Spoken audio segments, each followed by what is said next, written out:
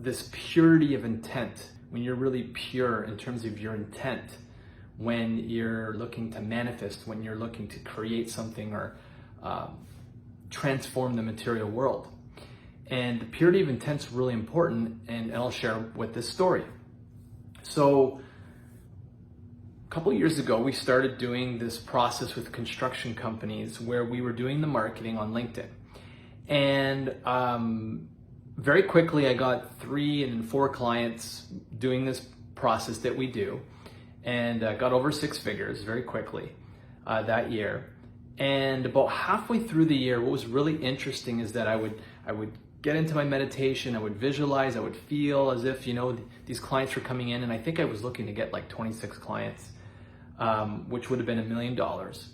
And I just wasn't feeling it. I wasn't in the space of feeling that being complete. And there was a bunch of other things happening where clients would disappear and they wouldn't do what they were supposed to do so we could do their marketing. And so they weren't, let's just say for a better word, cooperating.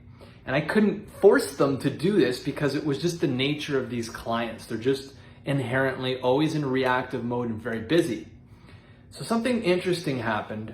After I signed the 4th client, LinkedIn made a change in its algorithm. And when that change happened, what happened was I realized that all of these construction clients I could no longer work with. I couldn't serve them in the way that I could before. And so there came this period of time for about, I would say 2 weeks, where there was a lot of uncertainty. I didn't know how I was going to generate money from this business model that I'd set up, because these construction companies, not only couldn't I help them, but I also wasn't able to help them. It's like I couldn't help them, and then they weren't cooperating, so I just couldn't help them. So it was sort of like, it was a good thing to start. It was a good place to start. I've gained a lot of confidence and experience doing that. But it came to a point where I couldn't serve them anymore. So I let go of that, and I just stayed in this place of uncertainty. I didn't know what was next. And what was interesting is that after about 2 weeks, an entirely new type of client that I could now serve through the same processes became available, and I signed those clients very quickly.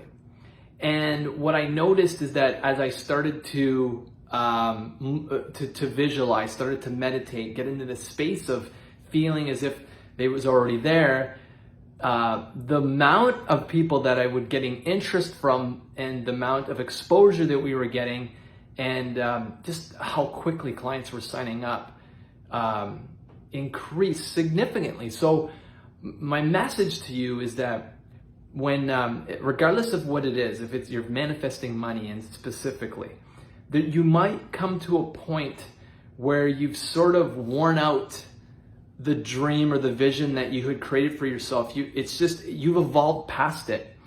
And to create better resonance so that you connect with your dreams, something else is trying to emerge in your life. And if you are aware and open, and you pay attention to the synchronicities and the messages that are coming to you, then that's the new opportunity. Now, it might require you to do something totally different, to shed the old and then jump into something new. But what I'm saying is that if you ask the question, what's emerging in your life? What's trying to get your attention? And then you follow that, the purity of your intent will align and become more resonant and connected with that information, which means it will manifest in the material world at a much faster rate. So I hope that serves you. I hope that helps you. If you enjoyed this video, then please subscribe to my YouTube videos at the button below, and we'll talk to you next time.